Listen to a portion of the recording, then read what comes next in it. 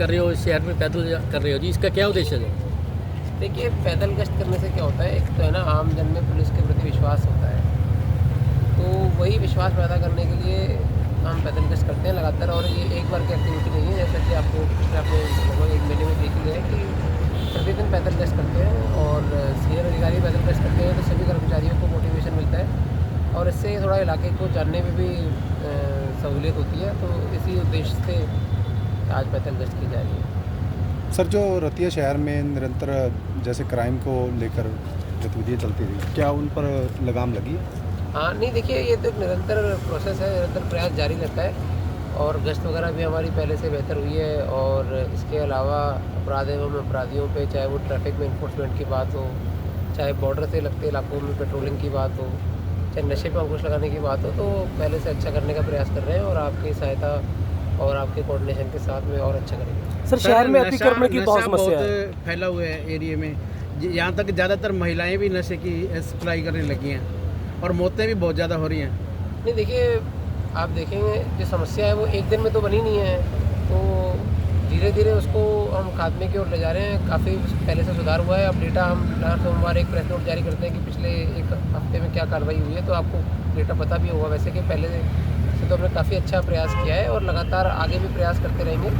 और जहाँ तक हुई कि नशे से किसी की ओवरडोज से किसी की मृत्यु हो गई, तो मुझे लगता है कि पिछले 1 महीने में तो शायद तक ऐसी घटना मेरे नोटिस में तो नहीं आई है, क्योंकि हमने जिन लोगों को आज तक कभी भी दवाई दिलवाई गई है नशे को छोड़ने के लिए, ऐसे हर 10-15 लोगों पे एक केयर टेकर नियुक्त किया है, जिससे वो लगातार संपर्क स्थापित करते रहते हैं कि वो दवाई ले रहे हैं कि नहीं ले रहे हैं और कौन नशा बेचता है, कौन नशा करता है। तो क्योंकि जिन लोगों ने कभी भी नशे को छोड़ने के लिए दवाई ली है, वो उन्हीं के सबसे ज़्यादा चांस रहते हैं कि वो वापस से वो नशा करना शुरू करते हैं। तो उनसे हम लगातार संपर्क स्थापित करते रहते हैं और प्रयास करेंगे जो और अच्छा करें। और आपने जहाँ तक अतिक्रमण की बात बताई है, तो इसमें हमने 2-3 काम किए हैं। एक तो देखिए, पहले तो समझाइश के तौर पे कि भाई अपने ERV के थ्रू या पैदल गश्त के थ्रू या राइडर के थ्रू मुनादी करवाई कि भाई अपना सामान जो है वो पीछे कर लें, अन्यथा इसमें जो नियमानुसार कार्रवाई होती है वो की जाएगी। जो अपना 145 BNS का कलंदरा होता है जो कि इस प्रकार की चीज़ों के संबंध में वो दिया जाएगा और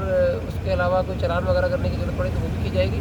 पर पहले तो सभी से निवेदन ही किया जाएगा कि भाई अपना सामान वगैरह है वो थोड़ा हटा लें, ताकि जो सकड़े रास्ते हैं, जो छोटी गलियाँ हैं, वहाँ पे जाम ना लगे। मेडिकल नशे बहुत ज़्यादा हो रहे हैं पहले से ज़्यादा, क्योंकि पहले चिट्टा था, अब मेडिकल नशे ज़्यादा हो चुके हैं। नहीं देखिए, आपकी बात से इनकार नहीं किया जा सकता कि भाई कि कुछ मेडिकल शॉप ओनर्स हैं जो इस प्रकार की जो टैबलेट्स होती हैं जो बिना प्रिस्क्रिप्शन के दे देते हैं, तो इसके संबंध में भी हमने जो ड्रग कंट्रोल ऑफिसर होते हैं DCO और ड्रग एंड कॉस्मेटिक एक्ट को जो इन्फोर्स करते हैं उनके साथ भी हम लगातार संपर्क स्थापित करते हैं, समन्वय स्थापित करते हैं, ताकि ऐसे जो हमने कुछ शॉप्स आइडेंटिफाई किए हैं, लगभग 25 से 30 शॉप्स पूरे ज़िले में जो जिन पे थोड़ी ज़्यादा निगरानी रखने की आवश्यकता है, तो हम इनमें पूरी निगरानी रख रहे हैं। और हमने कुछ देखा भी होगा कि कुछ शॉप सील भी हुई हैं, तो लगातार इसमें कार्रवाई की जा रही है। जो ये गश्त है जो आज आउटर पे जा रही है शहर के, ये मेन बाजार में भी निकाली जाएगी या यही? देखिए, एक बार तो मैं थोड़ा इलाका देख लेता हूँ और लगातार वो ऐसा नहीं है कि आज कोई एक बार ही करेंगे, हर 2-4-5 दिन में, हफ्ते में वापस आ जाएंगे जी, कोई बात नहीं है। अभी तो मैं थोड़ा सा एक इलाका अच्छी तरह से देख लेते हैं, हमारे जो थाने चौकी हैं यहाँ पे जो कर्मचारी हैं उनसे थोड़ा बातचीत कर लेंगे,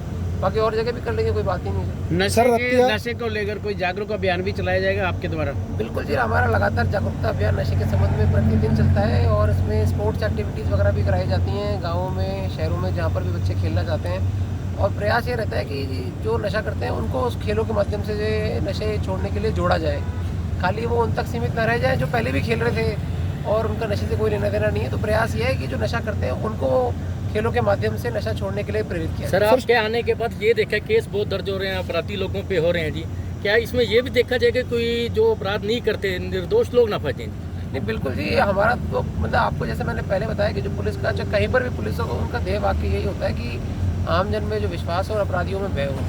तो अपराधियों में भय करने के लिए और अपराध पर अंकुश लगाने के लिए अपराध और अभियोग दर्ज करना तो आवश्यक है ही है, परंतु इसके अतिरिक्त आम जन को कभी भी असुविधा नहीं हो, इसके लिए भी पूर्ण रूप से पुलिस तत्पर है। रतिया शहर में देखते हैं महिलाओं से संबंधित बहुत मामले आते हैं और आनन फानन में मामले भी दर्ज हो जाते हैं, फिर वो पंचायतें होती हैं। इसके संबंध में आपको देखिए मैं बताना चाहूँगा कि अपने माननीय उच्चतम न्यायालय के भी स्पष्ट आदेश हैं कि क्राइम अगेंस्ट वुमेन में, और ये जो नया लॉ भी है वो भी कहता है, पुराना वाला लॉ भी यही कहता था कि अगर महिला विरोध अपराध की अगर कोई शिकायत आती है तो अब जो अभियोग दर्ज करना अनिवार्य है। आप लॉ खोल भी सकते हैं, अगर कोई अधिकारी महिला विरोध अपराध की शिकायत पर अभियोग दर्ज नहीं करता है तो अधिकारी के खिलाफ भी कार्रवाई हो सकती है। लॉ में लिखा हुआ है, तो इसमें कोई पर्सनल किसी का ओपिनियन नहीं है। परंतु अगर अनुसंधान के दौरान, इन्वेस्टिगेशन के दौरान अगर इस प्रकार के साक्ष्य आते हैं कि अपराध घटित नहीं हुआ है तो वो कैंसिल भी हो सकता है, और अगर घटित हुआ है तो कार्रवाई अमल में लाई जाएगी। लेकिन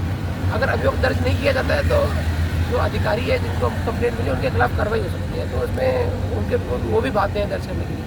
शाम होते ही सर अवैध जगह पर शराब पिलाई जाती है सर, उसको लेकर क्या कार्रवाई रहेगी? ये देखिए, हमने यहाँ पर जो DETC वगैरह है, एक्साइज डिपार्टमेंट के अधिकारी, उनको भी स्पष्ट आदेश दिए कि भाई अगर इस प्रकार की चीज़ होगी तो हम एक्साइज टैक्सेशन कमिश्नर और सरकार को भी इस बारे में लिखेंगे। इसके अलावा एल्को सेंसर से जो ड्रंकन ड्राइविंग के चलान हमने काफ़ी बढ़ा दिए हैं, और हमें हर महीने एक मीटिंग करते हैं जिसमें जो मुख्य प्रतिष्ठान के मालिक हैं, जैसे आपके बैंक्स हो गए, लिकर शॉप ओनर्स हो गए, ज्वेलर्स हो गए इत्यादि, इनको बताया भी जाता है। एक मीटिंग मैंने अभी खुद पिछले महीने, इस महीने करी है, अगले महीने फिर से करेंगे। तो उन्होंने बताया भी था लिकर शॉप ओनर्स को कि भाई इनकी जिम्मेदारी बनती है कि उनकी दुकानों के बाहर कोई शराब पी के वहाँ नहीं खड़ा हो, अन्यथा वहाँ पर अपनी जो गाड़ी है वो तैनात की जाएगी, एल्को सेंसर के चालान किए जाएंगे, और ज़रूरत पड़ी तो उनके लाइसेंस कैंसिल करने के लिए भी पत्राचार किया जाएगा। Thank you.